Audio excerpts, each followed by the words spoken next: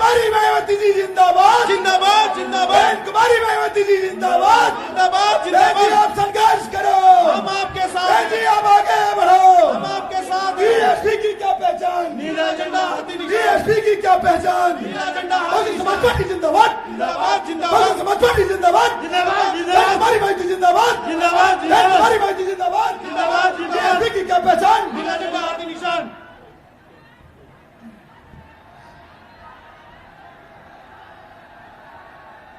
हमारे बीच में बहुजन समाज पार्टी की राष्ट्रीय अध्यक्ष, देश के सबसे बड़े प्रदेश उत्तर प्रदेश की 4 बार मुख्यमंत्री रही,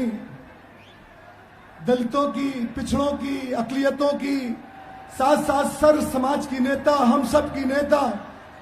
बहन कुमारी मायावती जी हमारे बीच में आ चुकी हैं। हम इन जन सैलाब से कहते हैं स्वागत करें, इस्तकबाल करें, खैर मकदम करें और जोरदार ताली बजाकर स्वागत करें।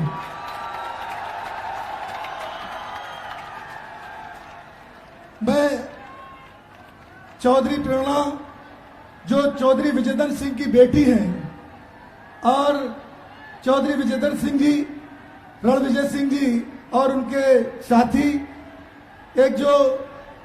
हम लोग सब प्रेम भेंट करते हैं अपनी नेता को, तो हम सोने का मुकुट लेकर आएंगे और माननीय बहन जी का स्वागत करेंगे, माननीय विजयधर सिंह जी और प्रेरणा सिंह जी।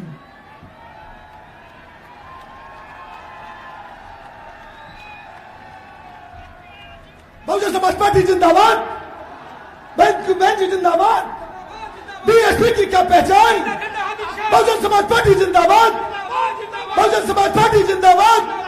बहन कुमारी मायावती जी जिंदाबाद, बहन कुमारी मायावती जी जिंदाबाद, बीएसपी की क्या पहचान। बहन जी आप संघर्ष करो, बहन जी आप आगे बढ़ो, हम आपके साथ बहन हैं। कुमारी मायावती जिंदाबाद, जिंदाबाद बहन जिंदाबाद कुमारी मायावती जिंदाबाद। जिंदाबाद जिंदाबाद। हमारे बीच में हम सबकी नेता आ चुकी हैं। हम चाहते हैं आप तब सबकी तरफ से हम बहन जी से आग्रह करेंगे, अदब के साथ गुजारिश करेंगे, इन जन समूह को संबोधित करने का कष्ट करें। माननीय बहन जी हमारे बीच में मैं कष्ट करेंगे, जो बहन जी संबोधन करने का कष्ट करें, माननीय बहन जी।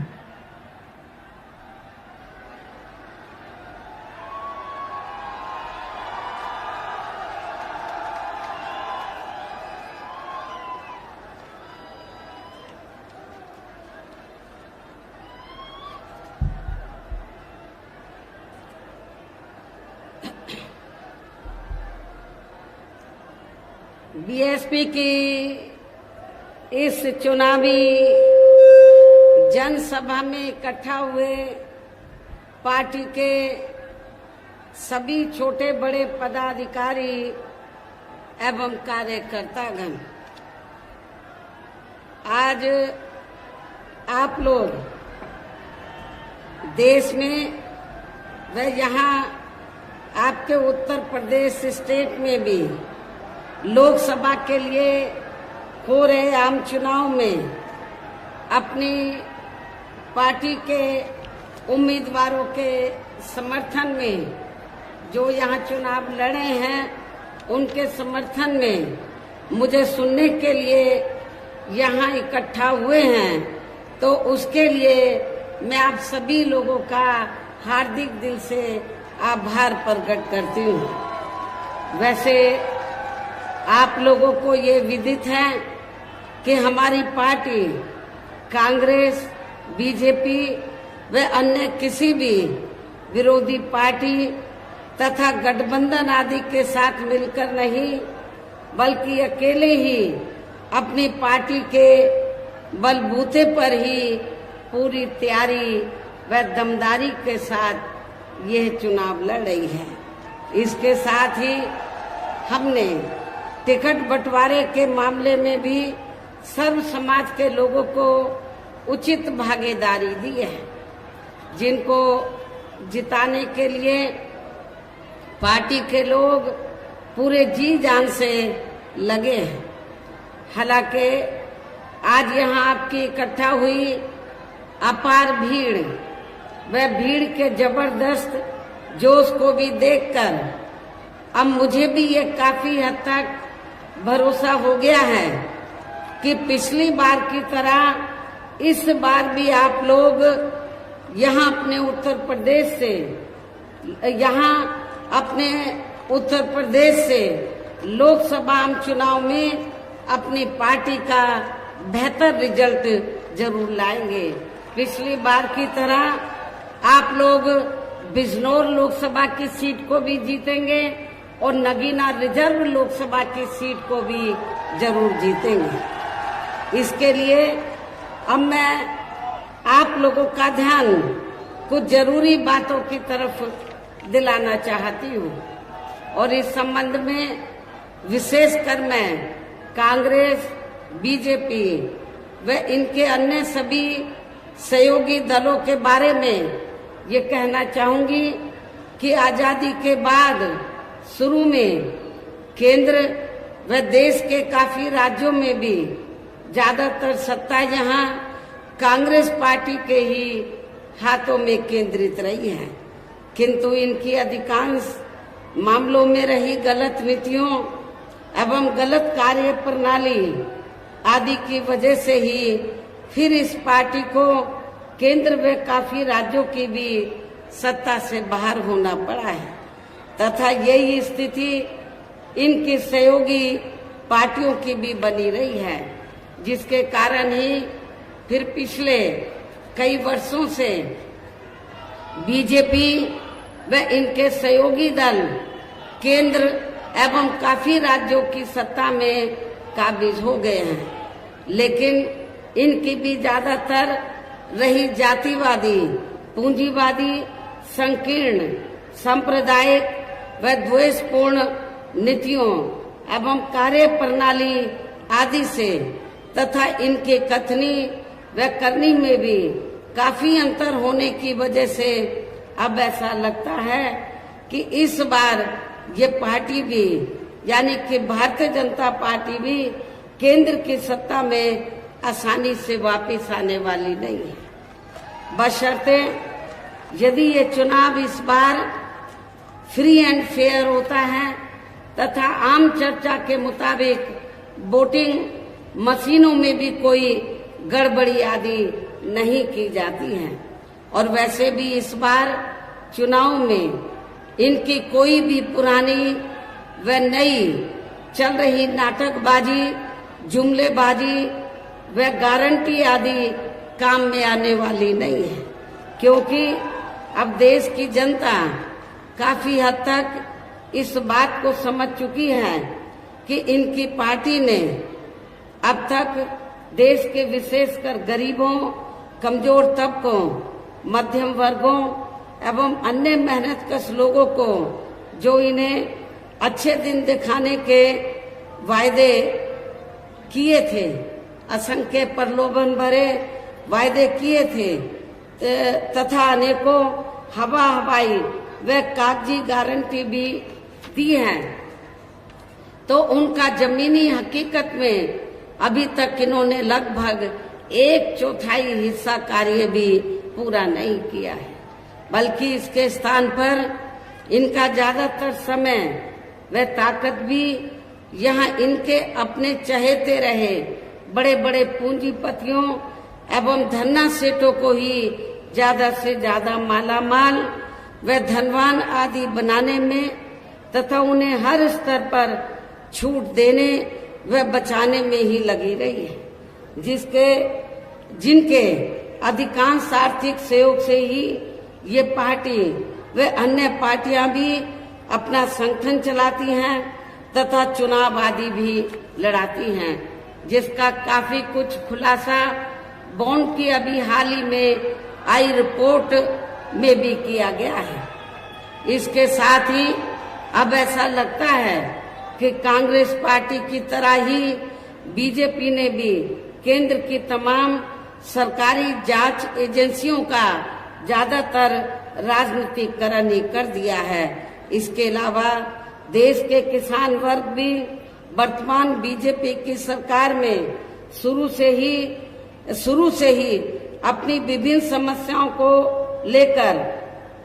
काफी ज्यादा दुखी व परेशान रहे हैं और अभी भी हैं। जबकि यूपी में 4 बार हमारी पार्टी की रही सरकार ने इनके हितों का भी हर स्तर पर विशेष ध्यान रखा है। हमारे किसान भाइयों को ये मालूम है कि जब भी उत्तर प्रदेश में बीएसपी के नेतृत्व में हमारी सरकार बनी तो हमारी पार्टी की सरकार ने किसानों का हर स्तर पर उनके हितों का पूरा ध्यान रखा है। उनको खेती करने के लिए जो सुविधाएं हैं तो वो आसान दामों में दी। उनकी जो फसल है उसका उचित दाम दिया। और इतना ही नहीं, आपके पश्चिमी यूपी में गन्ना काफी होता है। गन्ना किसान को भी उनके गन्ने का पूर्व की सरकारों की तुलना में, वर्तमान सरकार की तुलना में भी काफी बढ़ाकर उनको दाम दिया था। इतना ही नहीं, बल्कि केंद्र में पूर्व की रही कांग्रेसी सरकार की तरह ही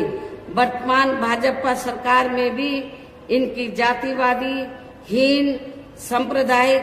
एवं पूंजीवादी सोच व नीतियों के चलते ही पूरे देश में सर्व समाज में से खासकर गरीबों, दलितों, आदिवासियों, पिछड़े वर्गों, मुस्लिम एवं अन्य धार्मिक अल्पसंख्यक समाज के लोगों का भी पूर्ण रूप से विकास व उत्थान आदि नहीं हो सका है। और इस संदर्भ में वैसे आप लोगों को ये मालूम है कि पूरे देश में यहाँ दलितों, आदिवासियों एवं अन्य पिछड़े वर्गों का सरकारी नौकरियों में वर्षों से अधूरा पड़ा आरक्षण का कोटा भी अभी तक पूरा नहीं भरा गया है। विशेषकर एससी व एसटी वर्गों के सरकारी कर्मचारियों का पदोन्नति में आरक्षण भी अब काफी हद तक प्रभावहीन ही बना दिया गया है। और जब इस मामले को लेकर आप लोगों को मालूम है कि हमारी पार्टी ने इसमें संशोधन करने के लिए जब बिल राज्यसभा में लाया, मैं राज्यसभा में थी, जब राज्यसभा में लाया तो सरकार को हमने काफी हद तक रजामंद कर लिया था तो संशोधन लाने के लिए, ताकि पदोन्नति में जो आरक्षण जो प्रभावहीन बन गया है वो प्रभावशाली बन जाए और एससी एसटी के कर्मचारियों को पदोन्नति में आरक्षण ठीक ठाक मिल जाए। लेकिन जब ये बिल लाया गया तो समाजवादी पार्टी के सांसदों ने तो इस बिल को पास नहीं होने दिया और बिल को संसद के अंदर फाड़ दिया था। अब किस मुंह से समाजवादी पार्टी के लोग ये कहते हैं दलितों को कि आप हमें वोट दो? जिस समाजवादी पार्टी ने एससी एसटी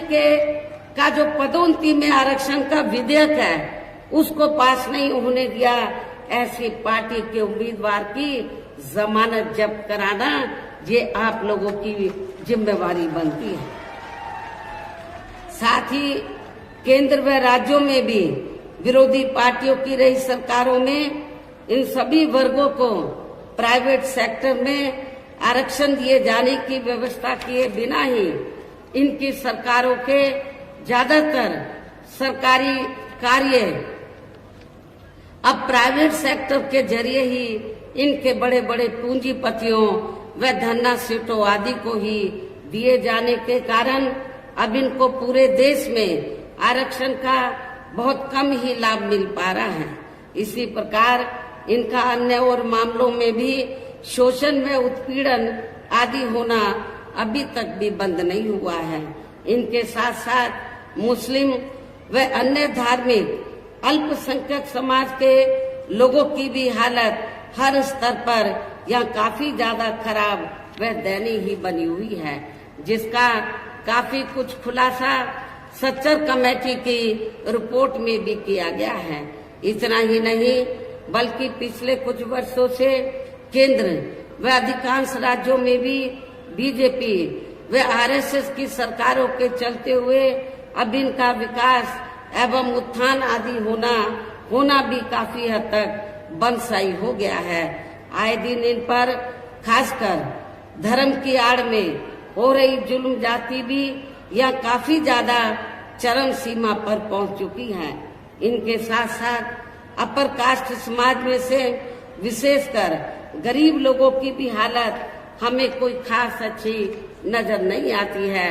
इनकी गलत कृषि नीतियों के कारण किसान वर्ग भी आए दिन आंदोलित ही रहता है। साथ ही इनकी गलत आर्थिक नीतियों की वजह से देश की अर्थव्यवस्था पर भी इसका काफी बुरा प्रभाव पड़ रहा है, जिससे यहाँ विशेषकर छोटे काफी ज्यादा दुखी व परेशान हैं। और अब केंद्र में पूर्व की रही सरकारों की तरह ही वर्तमान भाजपा सरकार में भी जहां पूरे देश में गरीबी, बेरोजगारी एवं महंगाई आदि भी लगातार काफी ज्यादा बढ़ रही है। देश में हर स्तर पर फैला भ्रष्टाचार भी अभी तक कम नहीं हुआ है। साथ ही अपने देश की सीमाएं भी अभी तक पूरे तौर से सुरक्षित नहीं हैं। ये भी बड़े चिंता की बात है। ऐसे में अब आप लोगों को देश में हो रहे लोकसभा आम चुनाव में कांग्रेस, बीजेपी व इनकी सहयोगी पार्टियों को भी केंद्र की सत्ता में आने से जरूर रोकना है। जिनकी गलत नीतियों व गलत कार्य प्रणाली आदि को आप लोग काफी हद तक आजमा चुके हैं। ऐसी स्थिति में अब ये विरोधी पार्टियां किस्म किस्म के साम, दाम, दंड भेद आदि अनेकों हथकंडे इस्तेमाल करके केंद्र की सत्ता में आने की भी पूरी कोशिश में लगी हैं, जिनसे अपनी पार्टी के लोगों को हर स्तर पर काफी ज्यादा सावधान रहना है। और इस मामले में विरोधी पार्टियां अपने अपने पक्ष में हवा बनाने के लिए खासकर मीडिया, ओपिनियन पोल व सर्वे आदि का जो बड़े पैमाने पर इस्तेमाल कर रही हैं, तो उनसे भी अपनी पार्टी के लोगों को बिल्कुल भी गुमराह नहीं होना है। इसके साथ ही विरोधी पार्टियों के विभिन्न रूपों में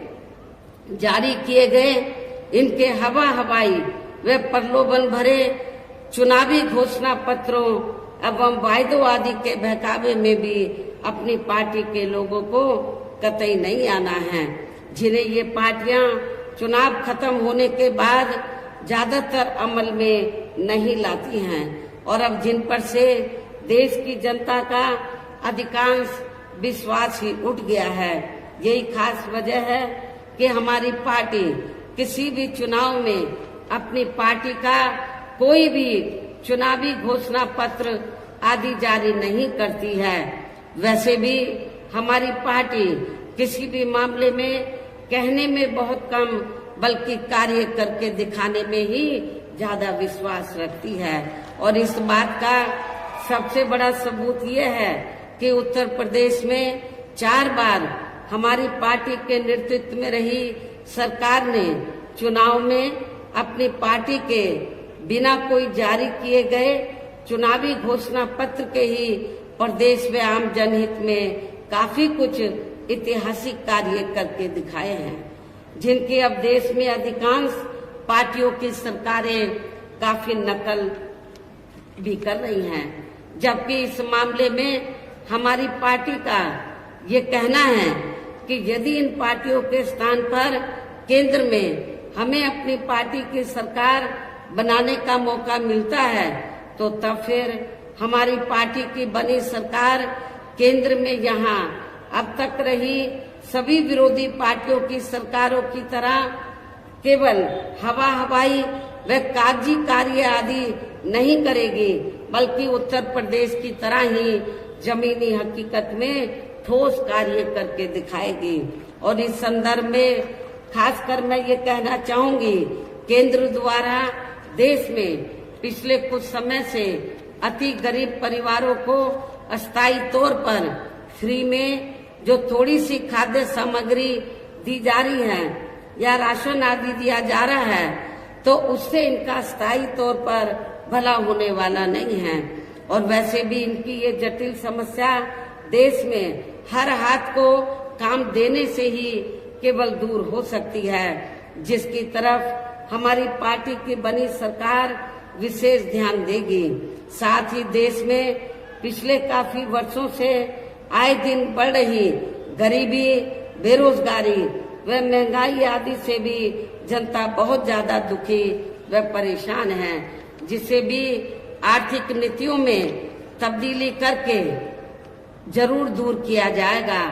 धर्म की भी आड़ में पिछले कुछ वर्षों से खासकर मुस्लिम समाज के लोगों का द्वेष की भावना से जो इनका काफी ज्यादा शोषण व उत्पीड़न आदि किया जा रहा है, तो इसे भी जरूर रोका जाएगा। और ये सब हमने अपनी यूपी की रही सरकार में करके भी दिखाया है। इसके अलावा हमने यूपी में सर्व समाज में से गरीब एवं बेरोजगार लोगों को बेरोजगारी भत्ता आदि न देकर उन्हें बड़ी तादाद में रोटी रोजी के साधन भी उपलब्ध कराए हैं। जो अभी ये कार्य भी ज्यादातर ठंडे ही पड़े हैं, जिनको फिर सरकार बनने पर जरूर प्राथमिकता दी जाएगी। वैसे आप लोगों को इस मामले में ये मालूम है कि जब भी यूपी में मेरे नेतृत्व में सरकार बनी,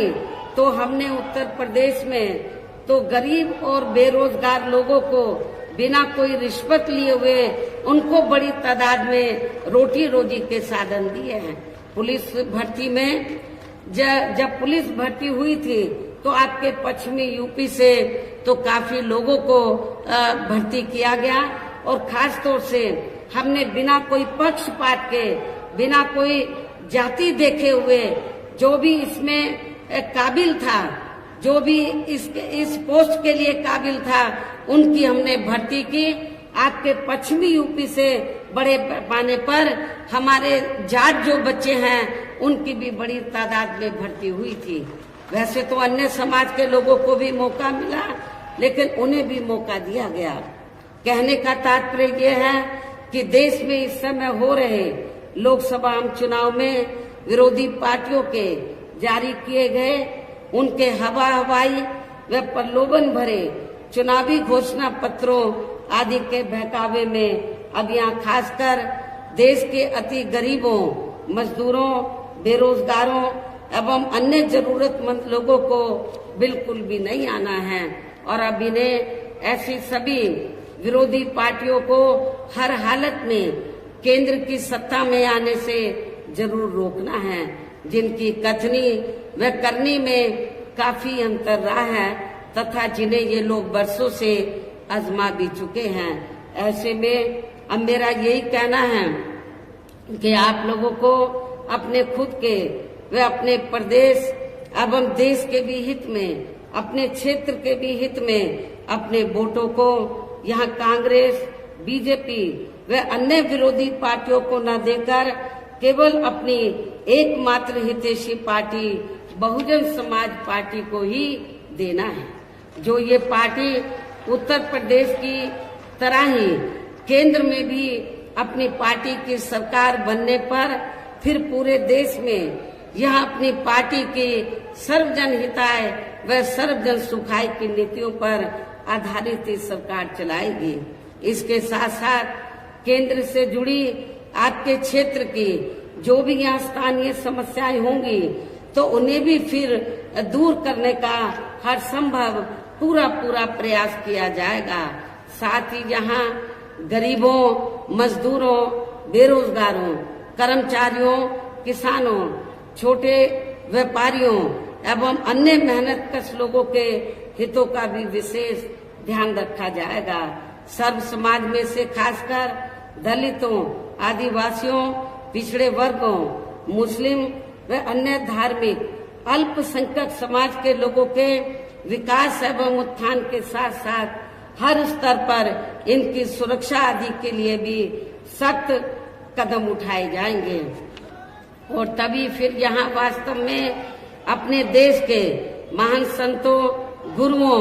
व महापुरुषों में भी विशेषकर महात्मा ज्योतिराव फूले, श्री छत्रपति शाहू जी महाराज, श्री नारायण गुरु, बाबा साहब डॉक्टर भीमराव अंबेडकर एवं मान्यवर श्री कांशीराम जी, चौधरी चरण सिंह जी का भी सपना, अधूरा रहा सपना, जरूर साकार हो सकता है, जिनको यूपी में हमारी पार्टी की रही सरकार द्वारा हर स्तर पर पूरा पूरा आदर सम्मान दिया गया है। और आप लोगों को मैं भी यहाँ ये भी बताना चाहती हूँ कि जब हमारी पार्टी की बनी सरकार ने, और खास तौर से चौथी बार जब पूर्ण बहुमत की सरकार बनी और हमने उत्तर प्रदेश में दबे कुचले लोगों के हितों में, वैसे तो सर्व समाज के हितों का हमने पूरा पूरा ध्यान रखा था, लेकिन दबे कुचले लोगों के हितों में जब हमने कुछ जरूरी व ठोस कदम उठाए तो ये विरोधी पार्टियों को अच्छा नहीं लगा। और खास तौर से जब हमने अपने संतों, गुरुओं और महापुरुषों को विभिन्न रूपों में आदर सम्मान दिया, उनके नाम से स्मारक बनाए, उनकी प्रतिमाएं लगाई, संग्रहालय बनाए, ये सब अच्छा नहीं लगा। और नतीजा क्या हुआ, तो तब फिर चाहे कांग्रेस हो, बीजेपी हो, सभी पार्टियों को ये लगा कहीं ऐसा ना हो, अभी तो बीएसपी देश के सबसे बड़े प्रदेश उत्तर प्रदेश में सत्ता पर काबिज हुई है, कहीं केंद्र की सत्ता में बीएसपी काबिज ना हो जाए। बीएसपी अभी तो यूपी में काबिज हुई है, कहीं वो केंद्र की सत्ता में ना काबिज हो जाए, तो बीएसपी को रोकने के लिए आप लोगों को मालूम है, तब फिर सभी विरोधी पार्टियों ने अंदर अंदर मिलकर तो बीएसपी का जो बेस वोट है, दलित वोट, तो उसको बांटने के लिए, उसको कमजोर करने के लिए, बीएसपी को कमजोर करने के लिए, तब फिर सभी विरोधी पार्टियों ने दलितों में, आदिवासियों में, पिछड़ों में जो स्वार्थी किस्म के लोग हैं, जो बिकाऊ किस्म के लोग हैं, उनको मैनेज करके तोड़कर तो विरोधी पार्टियों ने तो काफी संगठन बना डाले, काफी छोटी छोटी पार्टियां बना डाली। और किस लिए कि जब चुनाव हो पार्लियामेंट असेंबली का, तो बीएसपी को चुनाव हराने के लिए, इनका वोट बांटने के लिए, तो जो छोटे छोटे संगठन पार्टियां बनाई हैं, तो उनके माध्यम से वो बीएसपी के कैंडिडेट को हराने के लिए तो वो अपने उम्मीदवार खड़े करवा देते हैं, तो ताकि दलितों का वोट बढ़ जाए। ऐसा हमें आपके नगीना सुरक्षित लोकसभा की सीट पर भी देखने के लिए मिल रहा है। इसलिए मेरा आप लोगों से ये कहना है, ये जो छोटे छोटे संगठन बने हैं, छोटी छोटी पार्टियां बनी हैं, इनका कोई मकसद चुनाव जीतना नहीं है, इनका मकसद बीएसपी का जो बेस वोट है, दलित वोट, उसको बांटकर तो बीएसपी के कैंडिडेट को हराना है और दूसरी पार्टियों को जिताना, ये इनका केवल मकसद है। इसलिए मेरा खास तौर से दलित वर्ग के लोगों से ये कहना है कि आप लोगों को अपना वोट ऐसे संगठन, ऐसी पार्टियों को एक भी नहीं देना है। यदि एक भी वोट दे दिया तो फिर इसका फायदा दूसरी जातिवादी पार्टियों को मिल जाएगा। इसलिए आप लोगों को एक एक वोट आप लोगों को बहुजन समाज पार्टी के उम्मीदवार को देना है। इसी प्रकार आप लोगों को जो बिजनौर लोकसभा की सीट है, यहाँ से भी हमने जाट समाज से तो अपने उम्मीदवार को चुनाव के मैदान में उतारा है। आप लोगों को ये मालूम है कि जब सपा पावर में रही थी तो यहाँ पर मुसलमानों और जाटों में काफी नफरत पैदा की गई, दंगे कराए गए, मुजफ्फरनगर में कराए गए, लेकिन मेरी सरकार में जाटों और मुसलमानों में कोई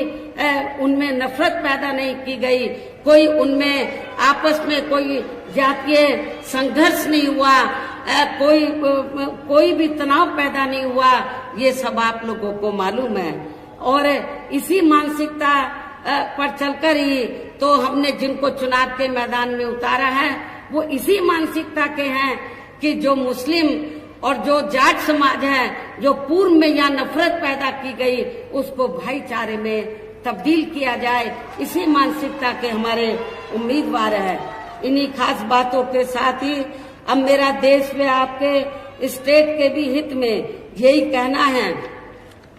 कि हमारी पार्टी ने आपकी बिजनौर लोकसभा की सीट से चौधरी विजेंद्र सिंह, जो आपके सामने यहाँ खड़े हैं, और इसी जिले में दूसरी सीट है नगीना सुरक्षित लोकसभा की सीट, तो यहाँ से हमने एडवोकेट श्री सुरेंद्र पाल सिंह को चुनाव के मैदान में उतारा है, जो यहाँ आपके सामने मंच पर मौजूद भी हैं। तो उन्हें आप लोगों को जरूर कामयाब बनाना है, जिसके लिए यहाँ पार्टी के सभी स्तर के छोटे बड़े पदाधिकारी व कार्यकर्ता आदि पूरे जी जान से लगे हैं। और अब आप लोगों को वोट पड़ने वाले दिन यहाँ बीएसपी के अपने इन सभी बीएसपी के अपनी पार्टी के इन सभी उम्मीदवारों को बीएसपी का जो चुनाव चिन्ह हाथी है, हाथी चुनाव चिन्ह के सामने वाले बटन को दबाकर आप लोगों को बीएसपी के इन दोनों प्रत्याशियों को रिकॉर्ड तोड़ वोटों के अंतर से जरूर जिताना है। इस